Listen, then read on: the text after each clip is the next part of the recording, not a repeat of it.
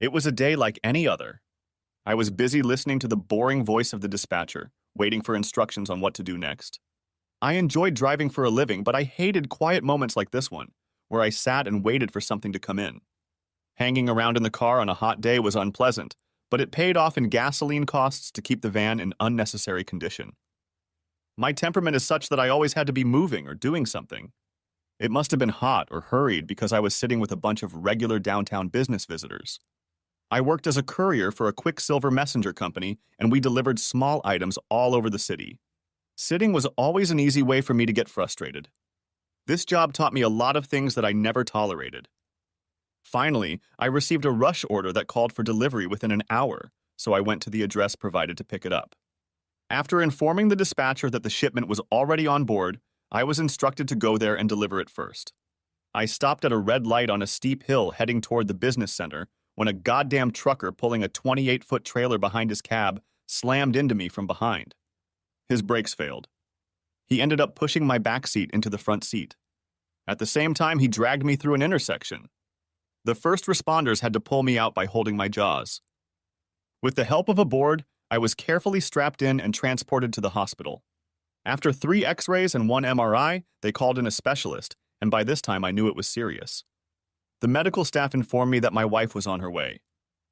When she showed up after the paperwork was completed, she was escorted inside. I could see the genuine concern on her face. Trying to reassure her, I told her that no matter what, I would heal and get to the point where I would go back. The specialist told us that my neck was broken at such an angle that they were afraid it might have been completely severed. The C3, C4, and C5 bones in the back of my upper neck, which held all my nerves and muscles, were broken at a 45-degree angle. I was given a halo, but because I was in a serious condition, it was believed that I would no longer be able to walk. I was thought to be completely paralyzed from the neck down. After my condition was stabilized near my home, I was transferred to a nursing home to begin the long road to recovery. My wife, with whom I had been with for 4 years, was devastated, as was I. She heard and believed what the specialists believed, but I did not. I clung to the hope that I would walk. It was the only thing that kept me going.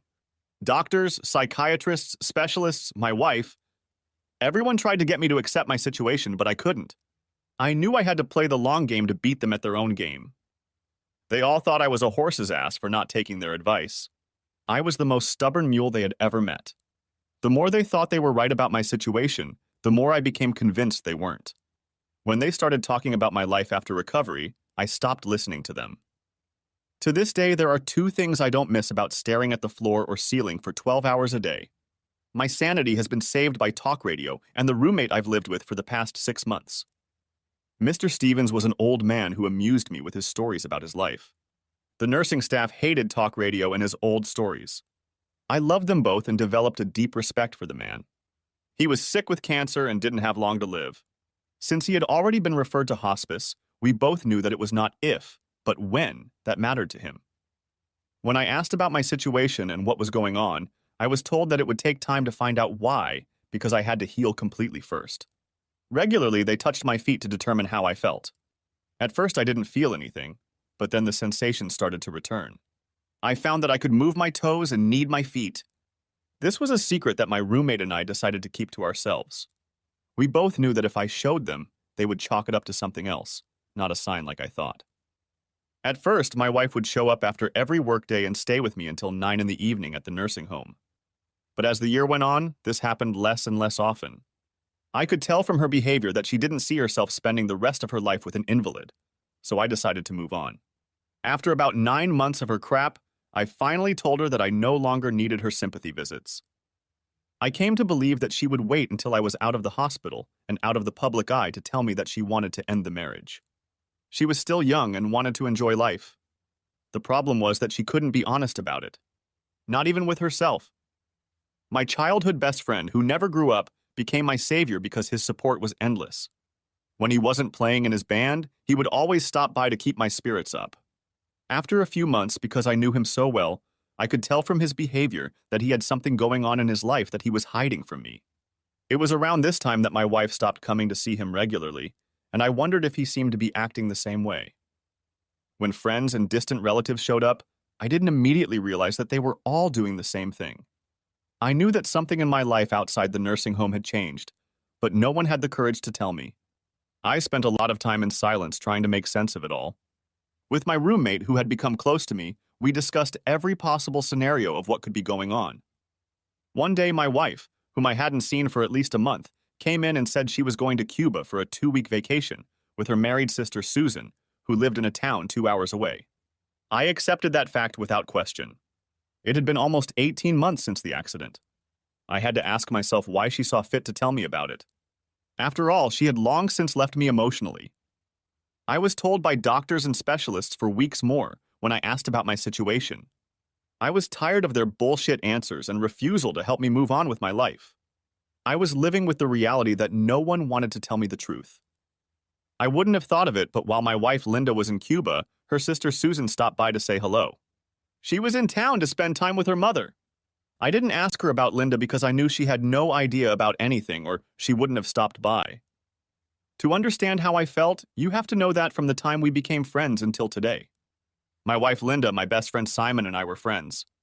During this period, Simon's father stopped by and told me that Simon had also gone to Cuba. That's when I found out what everyone didn't want to tell me. Thanks to the history of our trio, I knew what was going on. My best friend had moved in with my wife. Now they were connected. It was a big secret that everyone was trying to keep from me. Linda was a beautiful woman with blonde hair, a slender figure, and nice breasts. Her singing voice could melt anyone's heart. Many men were attracted to her because she was so attractive. My best friend Simon always wanted her to be his lead singer and thought she would be a great cover for his band. I didn't want to let that happen because I wanted to start building my life and I was in university studying part-time. I was in my final year when my life changed. I realize now that Simon saw my trauma as a chance to steal my wife by getting her to join his group. I've always been thin.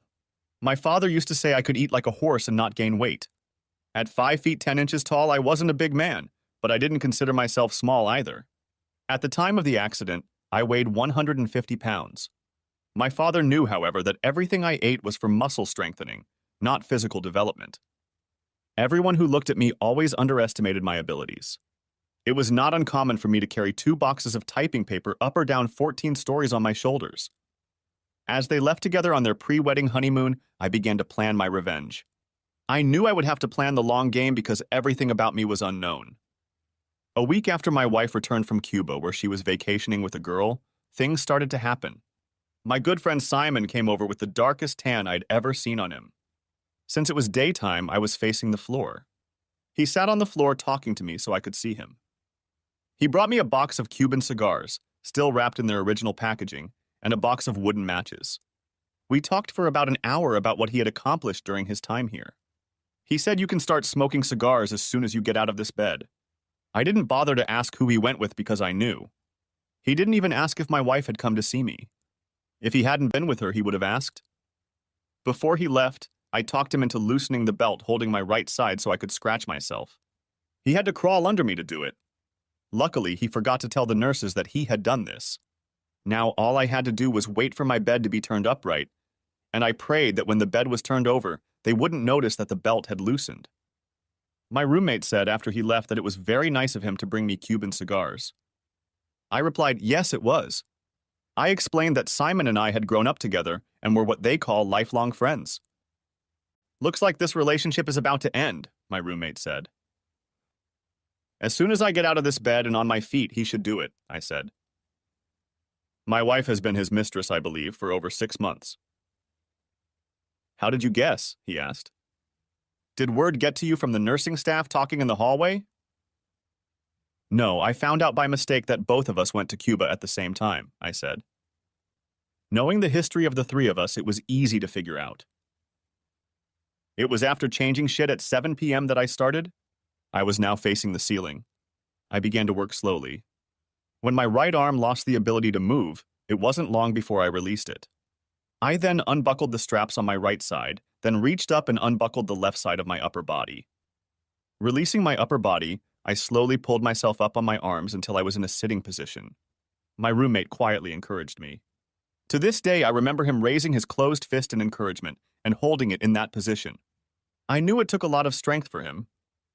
The weight of the halo seemed a little heavy, but it didn't dominate my body due to my usual upper body strength.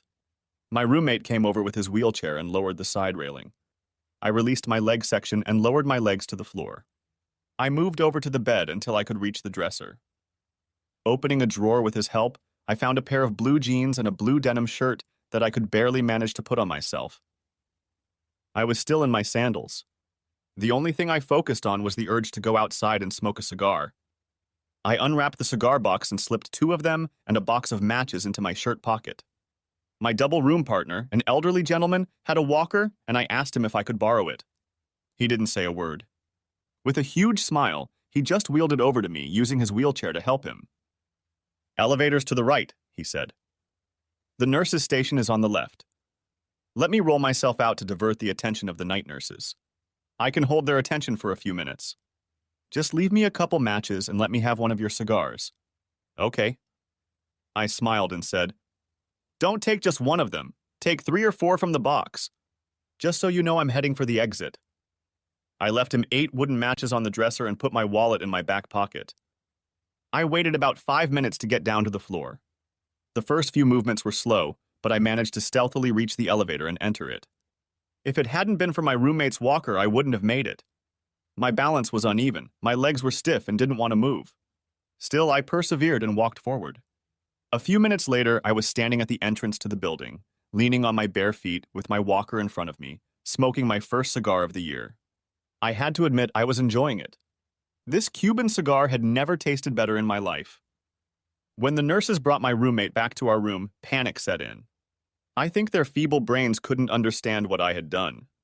I think what they feared most was what would happen to them because of losing a bedridden patient. I enjoyed the fresh air, the nighttime, and the cigar in complete contentment. I felt free. I was proud, because the very fact that I was standing proved that what I had believed all along had not led me astray. I was right and they were wrong. All I had to do was keep faith in myself and wait for my body to heal itself. It wasn't until much later that I realized how much this ordeal had changed me. I watched with a smile on my face as the police cruiser pulled up with siren and flashing red lights while I relaxed, puffing on my cigar. The cop got out of the car and walked over to me, shaking his head. I didn't even button my shirt, enjoying the cool evening air on my chest. "You made the entire medical staff panic. I guess your health isn't as bad as they said. You know I'm going to have to take you back in," he said. "So put out your cigar and let's go." Leaning against the brick wall, I picked up the walker and said, "Not before I smoke these 2 cigars." When he saw how strong I was, he wised up and backed off. I think he was figuring out how to handle the situation without hurting me more. Moments later, we were joined by the local specialist handling my case and my family doctor. All 3 of them took turns trying unsuccessfully to get me to put out my cigar and go back into the room. I just bluntly told them where to go and how to do it. I went outside to smoke a couple times and didn't move from my spot. Honestly, I had been listening to their brilliant shit for so long that I just didn't care. It was suggested that I contact my wife. Perhaps she could talk some sense into me. Dr. Medill shook his head as if trying to figure out how he could get me to cooperate. At that, the doctor smiled. That spoke volumes to me. Before the policeman spoke into the radio, I said, "Have dispatch call Peter McLaughlin and ask him where his son Simon is playing." He asked me, "Why?" I said, "Because my wife has been his mistress for more than a few months. If I know Simon, he'll keep her close, so she's probably with him." For the first time in my life, I saw the faces of 3 men turn white. It made me think that they all knew or were beginning to realize what a problem I was becoming. My words made them recognize that my wife would be of no use to them. They were back at ground zero again, trying to figure out what to do with me. I knew they were afraid to use physical force on me because of my condition. For once, I was in complete control of the situation, and I wasn't going to let it go to my head. "Doctor?" "Medill, could you call my dad and ask him to come pick me up? Let him know I want to come home," I said. My family doctor and my father were good friends. He replied, "Damn it, Donald, I'll call him just to knock some sense into your stupid head." I grabbed my walker and started making my way to the sidewalk because my father lived only 8 blocks away. A policeman stepped in front of me to block my path. I knew my actions would spur the doctor into action. Now he would realize how determined I was. Dr. Medill said, "Donald, stop! I promise you that I will let you go. You are strong enough, but you are weak.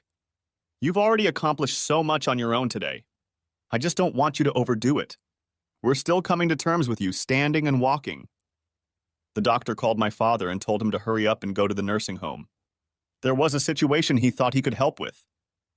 Peter, don't you dare say a word. By your reasoning, he must not walk. It's his stubbornness and the stubbornness of a mule, said Dr. Medill. Leave him alone. If he weren't so sagacious, you might be right. Donald is just mean enough to do it out of spite.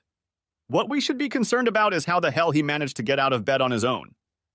It turned out that Simon wasn't playing at some B-side bar that night, because by the time my father showed up, Linda, my wife, whom I now call only by her first name, was already pulling up to the house, still driving our second car. For her, what she saw couldn't have been real, because she had a look of utter disbelief on her face. For my father, it was a moment filled with pride and joy to see his oldest son standing at full height and proud of himself. For him, it was something that others had led him to believe would never happen again. So I said to him, as Grandpa always said, hard times don't go away. I may need your help to climb into the passenger side of your truck. Without saying a word, my father smiled and watched me take another puff. I think he was giving himself time to come to terms with what was real and what wasn't. He came up to me and said, "Take your time, son. I'll call your mom to get the bedroom on the first level ready. She'll be at your disposal for as long as you need her. Are you sure you want to leave the hospital?" I cast a glance at him and my father smiled. "Gentlemen, I know that look. He won't give anyone a choice. He'll walk away with or without my help. If he falls, he'll just get up and try again. He's that determined." Linda walked over to him in shock, not knowing what to say, and I just stared at her like she was dead. The policeman stopped her and said, "I hate to tell you that your husband knows about your relationship with Simon McLaughlin. He was the one who asked us to call his father to get in touch with you. Right now, I think you'd better leave." Linda looked at me as I spoke. Dad looks like one of the Walking Dead came in. What else has Simon been doing besides entertaining my wife? Lived in your house, drove your second car, and used your name to get loans until I got the lawyers involved, he replied.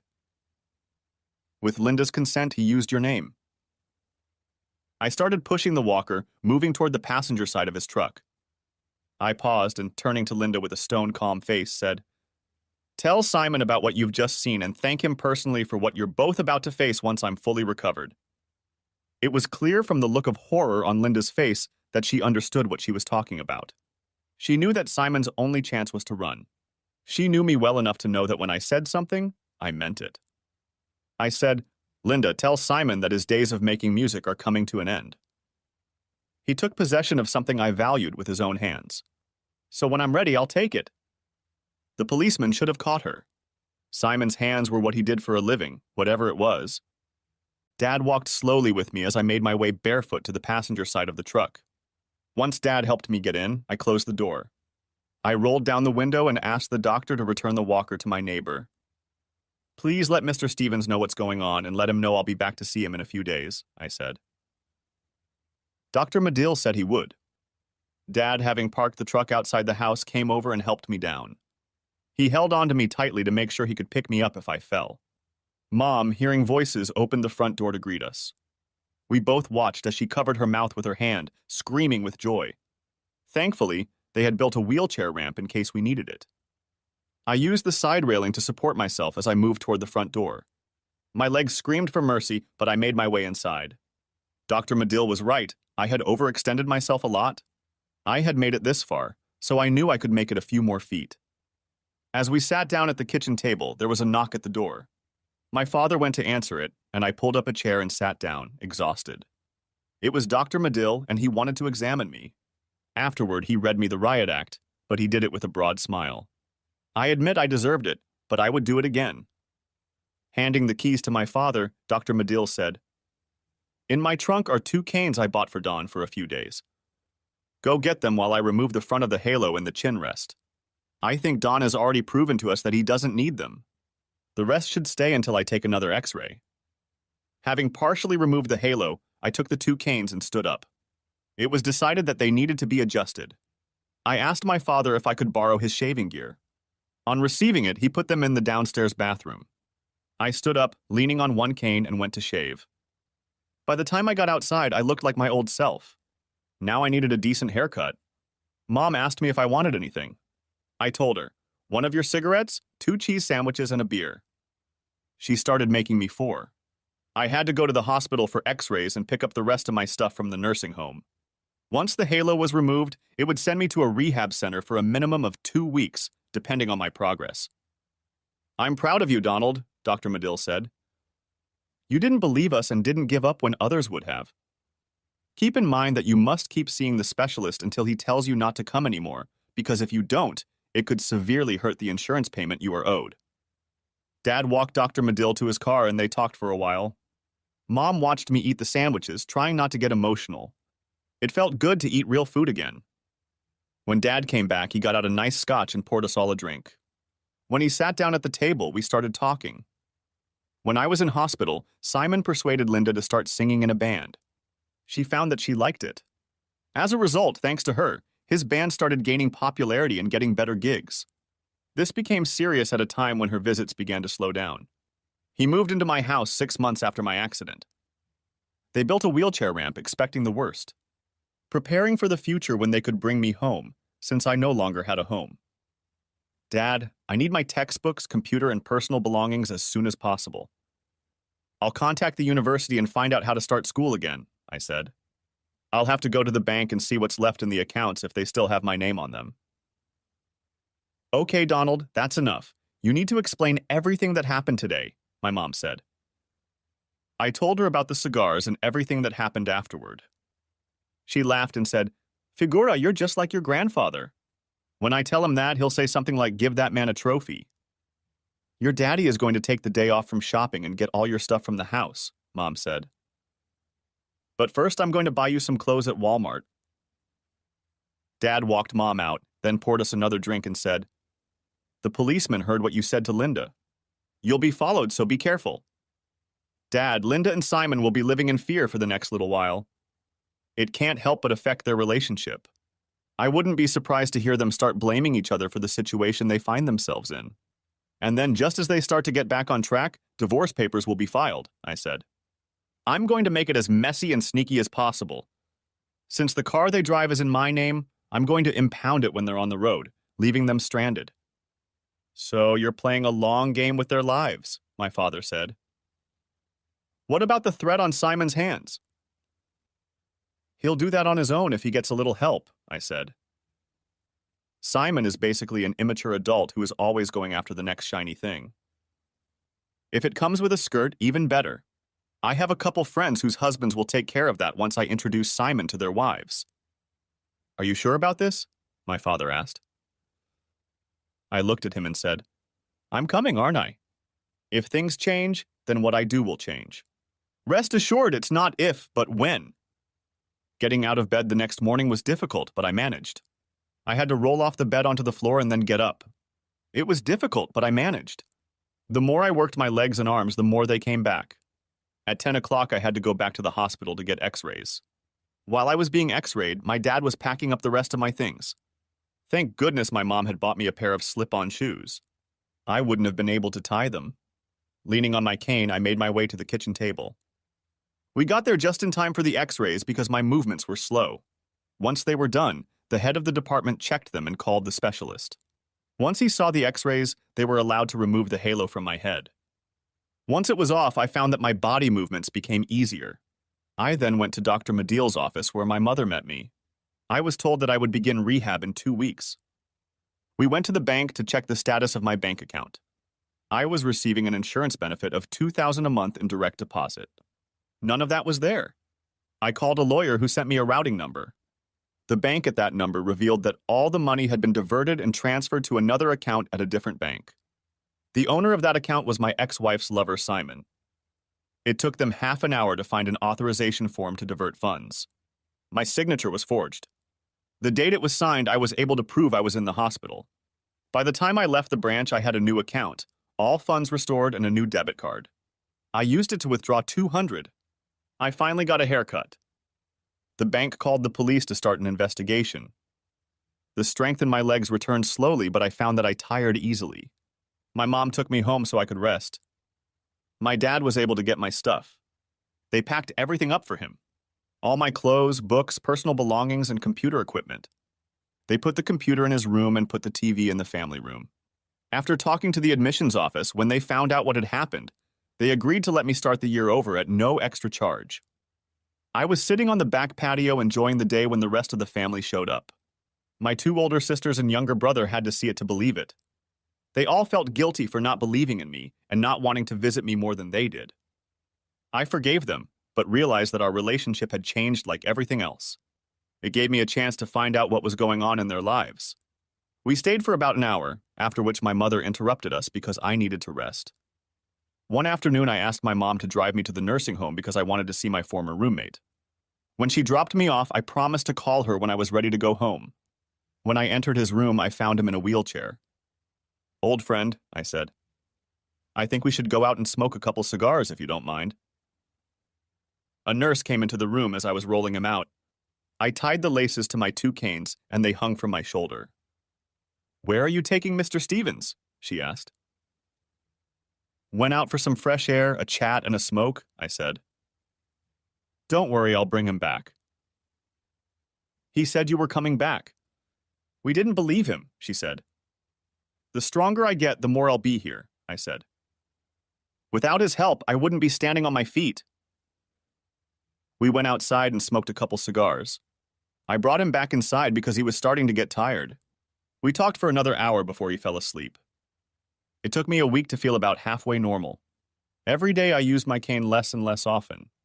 I hired a feminist lawyer who was furious at what my wife and lover had done.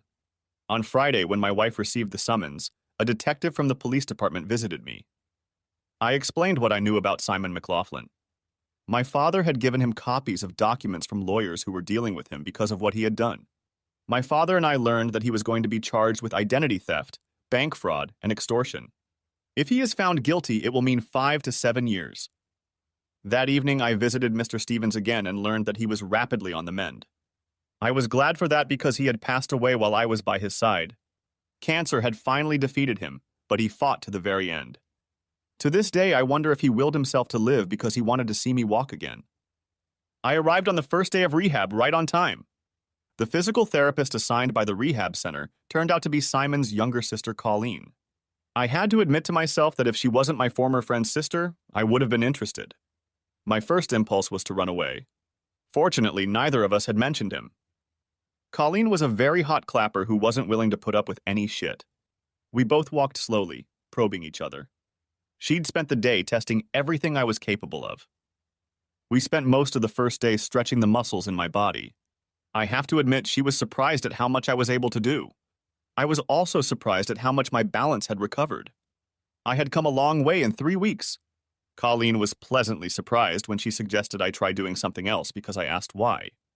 When I realized what she was thinking, I made adjustments if I could. By the end of the day, I was exhausted. "What do you think?" Colleen asked. "That you're ready to start using gravity?" "Strength has never been a problem for me," I explained. "It was the lack of body movement over a long period of time that caused it." "Can you prove it without hurting yourself?" Colin asked.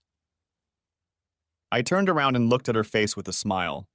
As soon as I put my hands on her hips, I lifted her up. Colleen laughed, then tilted her head toward mine and kissed me. I kissed her back. Colleen had her mother's facial features. She had an hourglass figure, blue eyes that sparkled, a smile that was warm and gentle, a genuine interest in those around her and a warm heart, and a determination that all women of Scottish descent seem to possess. At 5 feet 7 inches tall, she was just the right height to compliment a man like me, for I was 5 feet 10 inches tall. "You've been proven right, Donald Earl Jameson."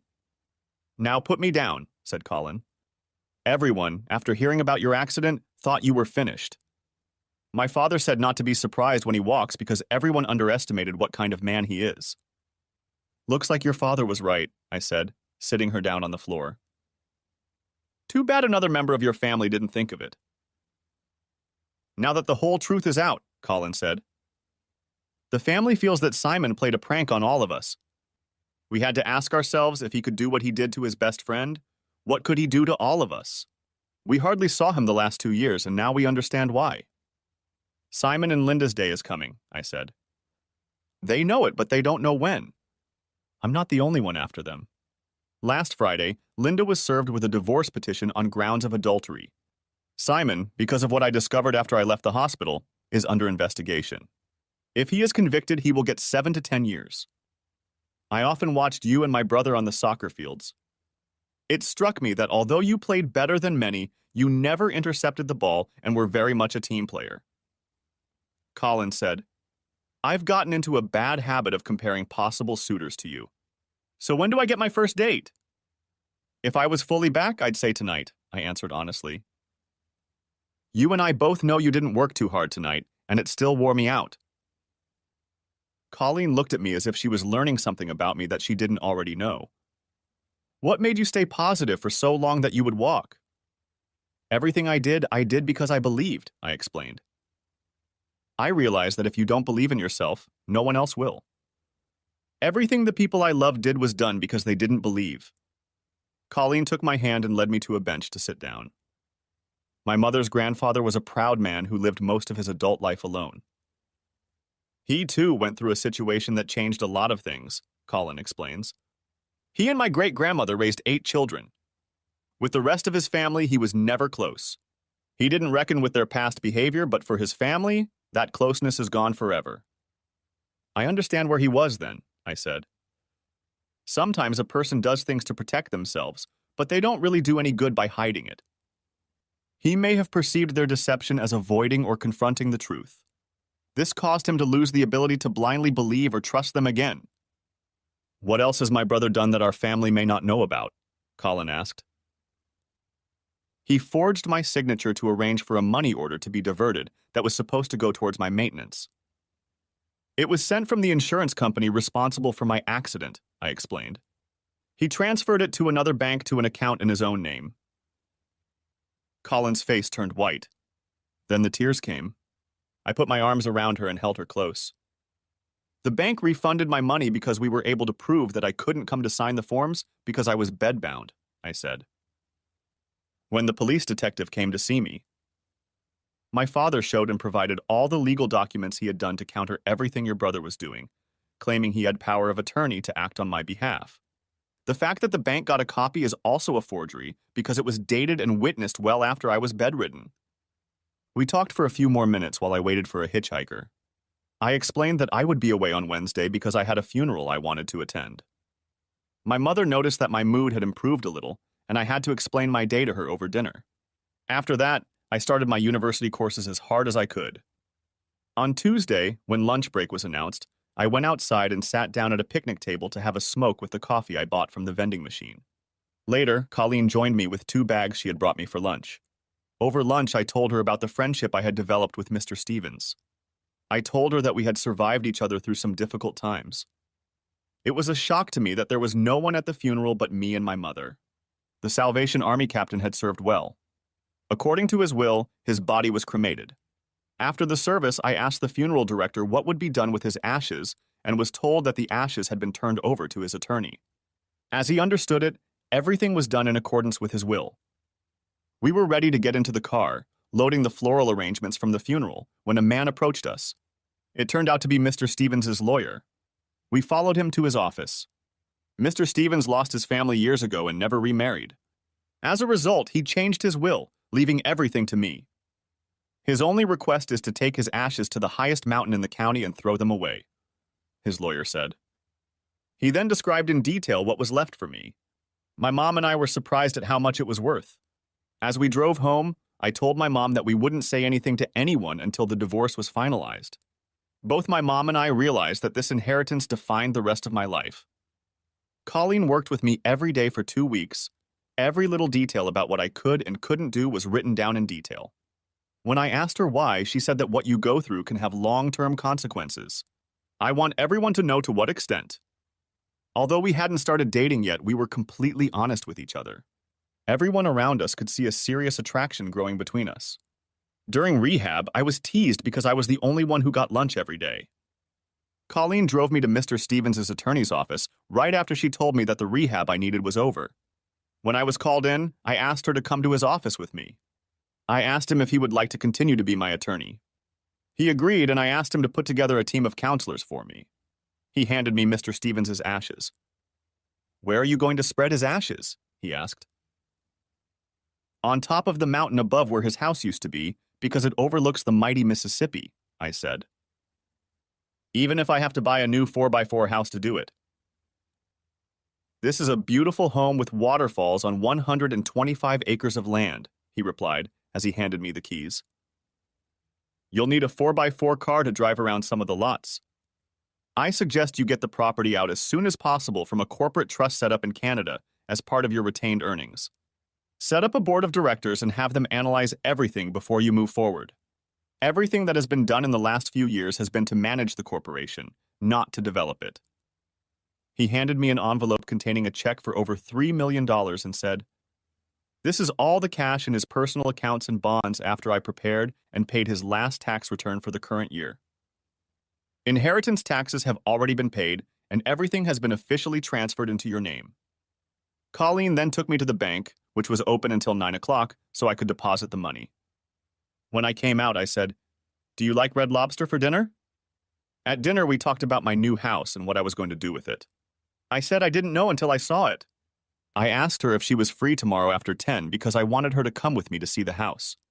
She said yes, but asked why so late. I said I needed to buy a Jeep Cherokee and get it insured since you let me drive. After dinner, we headed to the car dealership. After asking him for a cash discount, we struck a deal on a new silver Cherokee, subject to a commercial vehicle inspection. The sales rep was shocked to see that I was using my debit card for full payment. As we were leaving the car dealership, Colleen asked if all your funds had gone to payment. I replied that it hadn't. "Why did you ask for a commercial vehicle inspection?" Colin asked. "It doesn't make sense for a new vehicle. Anything that's created on an assembly line from parts made all over the world is a crapshoot," I said. "My father, who owned his own store, always did things that way. It saved him a lot of problems in the future." Colleen drove me home. She walked me from the curb and kissed me goodnight. As soon as I got in the car, my mom broke the news to me. My other car had been impounded about an hour ago in St. Louis, while Linda and Simon were getting ready for game night, thanks to a court order my lawyer had gotten. Mom asked me about Colleen, and I explained as honestly as possible how I felt and why. I went to bed with a smile on my face. My dad drove me to pick up the car at 9 in the morning, and it passed the inspection with flying colors. The first thing I did was get the insurance and license plates. At 10 past 10, I pulled up to Peter McLaughlin's house. When I went to the front door to call out to Colleen, Peter opened the door. "Come on in, Don. Colleen's behind," Peter said. "I want to thank you for not holding us responsible for what Simon did." "He made his bed. Let him lie in it," I replied. "The worst is yet to come for him." "Colin told us to let you know we won't be bailing him out," he said. "It's good to see you again, son. You're always welcome here." I think that says a lot about how his whole family felt. Her mom was in the kitchen and started making scones and tea. Of course, I couldn't insult her by saying no, so I spent the next hour chatting with Colleen's parents, with her by my side. Her little sister caught me as I was leaving the bathroom at the end of the hallway and whispered to me, "Mom and Dad think you two will be married within the year. Colleen, though she won't admit it, has been in love with you for years." Her words made me wonder if I was interested in Colleen out of a thirst for revenge. I guess my little sister was wiser than I thought. She said, "Don't, Donnie. You've never been the type to take revenge on those who don't deserve it. As for Simon, we all think he has dishonored the family and we want nothing to do with him." I smiled, nodded my head and said, "Thank you for reminding me what kind of man I am because I had my doubts." "Not all of us," she said with a smile. "Colleen came home when she found out she'd been assigned you as a client because she was afraid of how you'd treat our family. Then she spent the whole evening after the first session telling me about your first kiss after that first day. If you're not ready for a new relationship with her, break it off now before you hurt both yourself and her." "You'll get your questions answered tonight," I replied. Finally, we got out and headed towards my new home.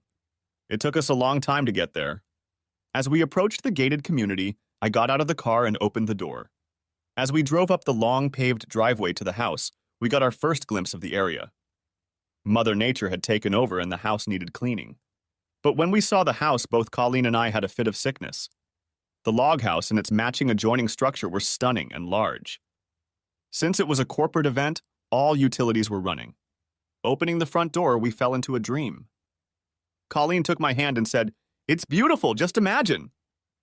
He built it a year before his wife and kids died in a car accident, I explained. That's why it's not furnished, but it's well maintained. He lived in the city but traveled out to keep it in order. With his dreams of a house and his family destroyed, it would be too painful for him to live in. We toured the main floor and then went up to the second floor. The master bedroom was huge. The other 3 bedrooms were also bigger than most newer homes. A few things needed updating, but otherwise everything was fine. "When did you find out about your inheritance?" Colleen asked worriedly. "Once Linda is sued, it can't be considered marital property, though I'm sure she'll try to make it so," I said. "It will become my home." "Would you like me to make a list of things you'll need?" Colleen asked. "While you look around the store." After I agreed, Colleen pulled out her laptop and got to work. I found the keys to the huge side building. Stepping outside, I found a huge structure that looked like a garage, with a barn door in the back. Inside was the equipment needed to maintain the land. It took me a half hour to hook up the tractor to the huge brush cutter mounted on the side. I drove down one side of the long driveway, cutting as much as I could, and then came back up the other side. At that moment, I was thanking my grandfather for all the time I had spent with him on the farm growing up. As I pulled up to the house, heading back, Colleen waved for me to stop. She found the safe in the back of the master bedroom, in one of 2 walk-in closets hidden behind a false wall. It was still locked. I rummaged through the bunch of keys and found the right one. I turned the key and the safe door opened. Inside were 3 3-pound bars of gold in an envelope. I estimated the gold was worth about $150,000. In the envelope were bearer bonds of $50,000 each, 30 in all. I knew there were a lot of thoughts going through Colin's head, so I said, "It's a good thing we've been walking together since I started rehab. Otherwise, I might have thought you were after my newfound money." She jumped into my arms. Let's just say it took a while before we stopped kissing. I went back and worked cutting down the thickets until darkness fell. When we had laid out our things and locked the door, we went to supper. "You have a lot of work to do if you want to make it your home," Colin said. "Have you decided where you're going to start?" "First thing we'll do after we eat," I said. "Let your parents know we're going out." Colin said, "If there was a regular seat here, I'd be sitting next to you right now." She called her parents and asked if they had started dinner. When they said they hadn't, we offered to meet them at Yumi's, an all-you-can-eat Chinese restaurant. They agreed and were already waiting for us when we pulled up. Once we were seated at the table, we ordered hot tea and got up to get our first plate. Colleen's mother, Mary, told her, "What's going on? You're so happy." Colleen replied, "It was no big deal. We were just talking, and Donald said it was good that we were dating before he got his inheritance." "Congratulations, it just takes time," Mary replied without hesitation. By the time she caught up with her daughter, she was right next to me. I went for shrimp and peppers, sweet and sour pork, and mussel. Colin got something more traditional. We returned to our seats ahead of her parents and Katie, her sister. It was Katie who asked in front of the family, "You guys aren't breaking up?" "Ever since I started rehab," I said. "Today we finally acknowledged it." A smile a mile wide appeared on Katie's face. "What's that big grin for?" Colleen asked. "No big deal, just remembering a promise made to me earlier that was fulfilled," Katie replied. Pete didn't say a word, just stood up, walked over to the bar at the entrance and bought 4 cans of beer. When he came back, he handed us each one. That surprised us all. We chatted nonstop until Peter and I returned with the second course. "When will you be allowed to start work?" Peter asked. "Or do you already know?" "I've just finished rehab. I'm going to see my family doctor and a specialist next week," I explained. "In the meantime, there's not much I can tell you except that I've been studying for 3 months now for my final year to become a forensic accountant." "When you're ready to work, come to my firm," Mary said. "Partners are always looking for good prospects, and we need someone with your experience." "I'll keep that in mind, but I have a lot of things to keep me busy over the next couple weeks," I said. "I need to set up the apartment I'll be living in with Colleen's help." "You were looking for a place to live today with my sister's help," Kathy said. Not really, it was the house Donald inherited, Colleen said. It's beautiful. Look at the stuff in the gallery. I took a lot of pictures for comparison when we start furnishing it. We are, Peter said. Yes, Dad and I, Colleen said. Donald asked me to help him pick out the furniture and everything he needs for it. I'd rather have a woman's help, I said. Because I know they know how to make it a home, not just a place to live. Colleen looked at me and smiled, then leaned over and kissed me in earnest. While the Colleen family looked at the pictures, I told them that I had inherited the land from my neighbor, and with it the house. Since it's been vacant for a while, I'm going to have it inspected first thing, I said, so I can have time to fix it up before I move in. Did your parents see him? Mary asked. No, today was the first time we saw him, I replied. I still have a lot of work to do to clean up the lot before anyone sees it. Only the ground around the house and garage has been groomed. There's a video of Don on a tractor starting to cut down the thickets, Colin said. That will give you an idea of how bad it is. After dinner, we went to look at household appliances. We went to all the stores and compared prices. In the end, Colleen and I decided that it was better to go with a local supplier, even if it would cost more because of warranty and service problems. By the time I got home, it was about 10 o'clock at night. I was awakened early Sunday morning by the beeping of my cell phone. I had missed 2 phone calls and 3 text messages from my former sister-in-law, Susan. I called her back. Apparently, she had to bring her sister and Simon from St. Louis because they didn't have a car. She wanted to meet me before coming home. I agreed to meet her for breakfast at Hickory's house in Jackson. She was waiting for me right at the entrance, so when I walked in, she stood up and we asked the hostess to escort us to our table. You're looking very well, Donald, Susan said. Thank you for meeting me here. I've already heard my sister's story, and now I'd like to hear yours. You know she left the marriage mentally, I said, when I was lying on my back. She was leaning on Simon for support, I heard.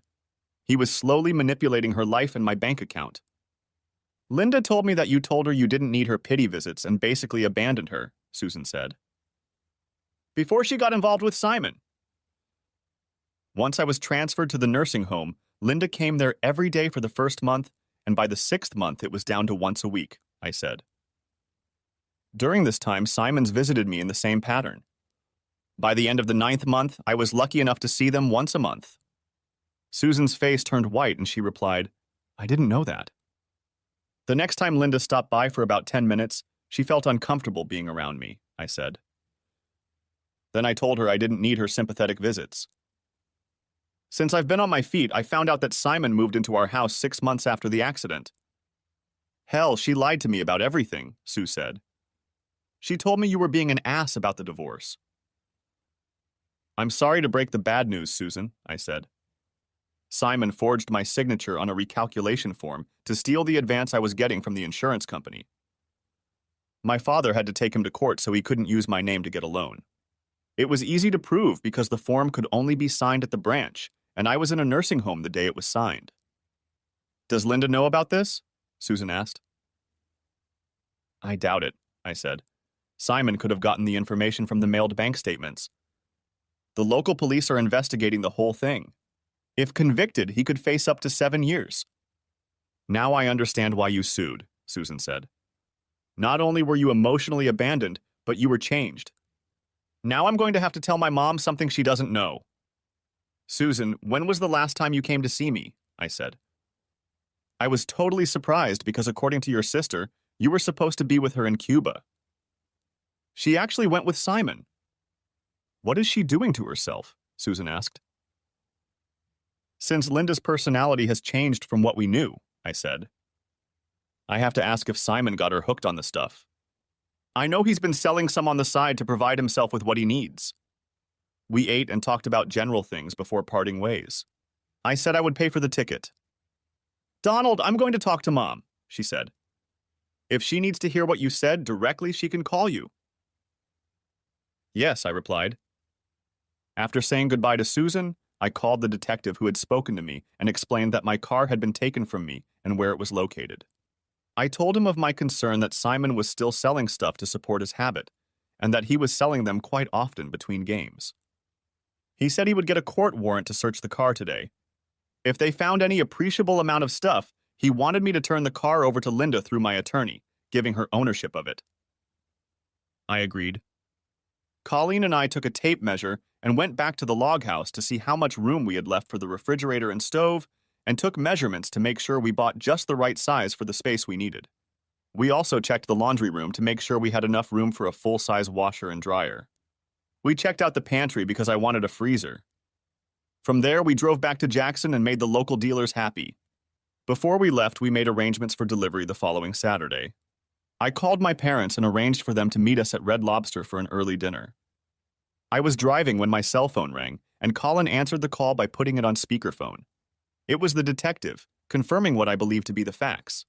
Not only were there stuff in the trunk of the car, but all the basic materials needed to make the stuff. I told him that I would call my lawyer first thing in the morning and make arrangements to transfer ownership of the car. My brothers are doing it, Colin said. If Dad finds out, he'll kill him himself. Dad lost his little brother to it years ago. We won't say a word, I said. The detective didn't say what kind of stuff was found. We don't even know for sure if the kitchen equipment belongs to Simon. That's why I'm transferring ownership of the appliances to my ex-wife. It will take the detective a while to figure out what's what. My parents were surprised but happy to see Colleen with me. At dinner, Colleen showed my parents pictures of my house. Is this part of the corporation you inherited? My mom asked. Yes, but it's set up in a living trust that was transferred into my name, I said. It's been registered, so it pays a lot less taxes. I have a lot of work to do on this house before it's livable. For starters, I'll do an inspection before I do anything. I think you both should know, Colin told my parents. My brother has a lot more problems than you think. If what we found out today is true, my parents will cut him out of their lives. On top of everything else, I added. Linda's sister Susan and I had a chat this morning. She wanted to hear my version of what happened. No one in her family seemed to know what had happened. Well, what about you two? My mom asked. So far, things are going their way, says Colleen. That's all it can be until what Donald is facing becomes a reality. The feminist lawyer listened to what was going on with the seized car and decided she could play it to her advantage. She called Linda and offered her the car for some concessions. Linda would give up all rights to the insurance payout. I would give her the car and my rights to our house, but she would have to put it in her name. Linda thought she had won and immediately came over to sign the agreement. After paying the debt, Simon drove her to work. I arranged to meet the building inspector at 1 o'clock in the afternoon. By the time I got home, the detective had called to say that Simon had picked him up and they had taken him into custody, following him to an empty warehouse that was suspected of being used as a brothel. He, along with 8 others, was arrested for stuff manufacturing. The building will now have to be demolished. The building inspector found the house and large workshop in good condition. He suggested I replace all the switches with commercial switches with dimmers and replace the lighting with newer models, because in this house, LED lighting would save over $100 a month in electricity costs. The furnace was in perfect condition, as was the air conditioner. After a visit to Dr. Medill, who cleared me to move on with my life, I waited for Colleen to come home from work. When I entered the house just before closing time, she threw herself into my arms, crying. She had been told everything. Linda called her father and informed him. It was a sad and sobering night at her parents' house. I was at the Quicksilver Messenger Company office early Tuesday morning.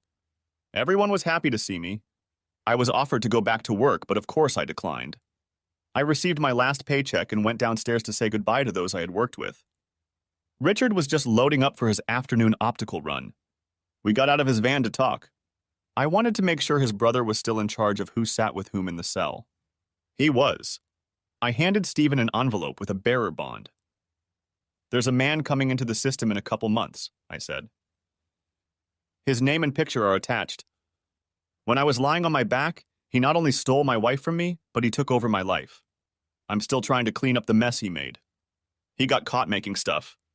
It would be nice if someone would break his arms so he could never play music again. He also considers himself a real ladies' man. I think he needs social correction for his sexual preference. Richard opened the envelope and looked at the bonds before he said, My brother knows a few people who do all sorts of silly things. What you need done can be done without money, as he is owed a favor for it. As for adjusting to his sexual preferences, My brother will make sure he is assigned a suitable roommate. When he's released, he'll be ridden so much that he'll be walking around swinging. I'll give the money to his wife and son, said Richard. It came just when they needed it most, and then they can't be linked to my brother. Business was so tight they were thinking of declaring bankruptcy. I drove back to the Cape with a smile on my face, knowing I had kept my word. Simon's days of playing music were over. I had one left. Now I had to decide what to do about Linda. Whatever I was going to do was going to have to wait until after the divorce. Back at my parents' house, I contacted the electrician and arranged for him to come on Thursday. When Colleen came home from work, I was waiting for her. We spent the evening shopping for the light fixtures we wanted to install in every room of the house. The bathrooms and kitchen needed to have all the pipes removed from the fluorescent. After meeting with the specialist, he said he wanted to see me one more time before he would allow me to return to work and scheduled an appointment for a month later. On Wednesday night, I informed Colleen that the terms of my divorce had been agreed upon when we had already started looking at furniture for the house. Your next wife will likely want to have a say in what you have in the house, Colin said. We may want to focus on what you need, such as the bedroom and kitchen. No, I said. We'll have the whole house done, including all the curtains, so it'll be ready for her to move in. Are you telling me you've already decided who you're going to marry? Colin asked. Does she already know or not? Let me tell you that Miss knows everything, I said with a smile. And erase all doubt. I can't ask you to marry me until I'm divorced. We attracted a lot of unwanted attention because Colleen got emotional. So we started with the big stuff. I could tell by how quickly she picked things out that she was hopeful. We arranged for delivery and installation on Saturday. It was around midnight by the time I dropped it off. When the electrician came, I walked him around the house and showed him what he was taking out and putting in. I was lucky that he was able to finish everything in one long day. Friday, I spent the day cutting down every thicket I could. In the evening, Colleen and I drove to another furniture store to buy more furniture. On Saturday, I was in the middle of cleaning. All the boxes and packages were immediately unwrapped. I let Colleen tell them where and how she wanted them. 3 different deliveries had her on edge. By 6 p.m., it was starting to look like home. The problem was that we were both exhausted. Sitting in the half-finished living room and discussing progress, we fell asleep. We didn't wake up until 7 in the morning. It doesn't matter what the truth is. It matters what others believe because of the visibility you create, and that creates problems. Colin and I were screwed on both sides of the family we spent the night with together. When we saw them, it wasn't about what happened. It was about when we were going to make our situation an honest relationship. What our parents felt can't be explained better than when her mother said, "I hope you don't carry a baby when you get married." Yes, we were from a proletarian country where rednecks and hicks still lived. That part of American society where morals and standards of principle still meant something. Hell, we were so backward in the eyes of the world that the words we spoke still meant something. I know that sounds a bit extreme, but it really isn't. It's just that in our world, moral principles and standards used to mean something. However, judging by what the media preaches and explains, this is no longer the rule. Slandering, lying, cheating, or hiding the truth is what has been advocated and accepted. 2 weeks had passed, and the attitudes of both sides of our future family hadn't improved when I told Colleen, "Fuck it, I'm sick of their shit. Let's really upset them." "What's on your mind?" Colleen said Friday night. "We're going to buy a truck," I said, "because we're going to need it by the end of the weekend. Saturday, we're going to buy towels and linens and everything else to make it a home," I said. "If we are accused of living in sin, we can live in it." "You mean it, don't you?" Colin said with a smile. "Before we do that, I want to get my engagement ring." "The romantic dinner will be afterward." So that's what we did. We picked out the set she wanted and put it on her finger. Then we went and bought a truck that had a box lid on it. We picked it up on Saturday. I met her at Walmart. I took the first 2 carts of dishes, glasses, plates, dishcloths, and towels through the checkout line and loaded them up. Then came back and wheeled out 2 more, with bathroom and bedroom supplies. By the time we were done, I had gone through the register 4 times. Then we went to the Country Mart to buy mostly meat and other things that our local Walmart didn't have. After unloading and putting things away, Colin called Kathy to find out that her parents were not home. We both went out in our cars to get our personal belongings. I got back before she did. We had to laugh because the next day at lunchtime, we watched on the security monitor as 2 cars pulled up to the gate. Colin said, "We can pretend we're not home. After the way they treated us, they deserve it." Both sides of the family saw our house together for the first time. 2 things took their breath away: the size of the house and the way we furnished it.